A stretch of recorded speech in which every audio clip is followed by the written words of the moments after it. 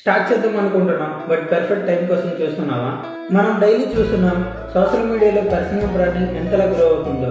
Content creation, online business అని, so ఏ tools చాలా platforms అనేది చాలా గ్రో అవుతున్నాయి, చాలా మంది యూటిలైజ్ చేసుకుంటున్నారు. సో మనం కూడా అనుకుంటున్నాం, మనం కూడా ఒక రైట్ టైం చూసి స్టార్ట్ చేద్దాం అనుకుంటున్నాం. బట్ రైట్ టైం అనేది అక్కడ ఉండదు మావా. మనం డెసిజన్ తీసుకోవడం కదా స్టార్ట్ చేయాలన్నది, అదే మనకు రైట్ టైం.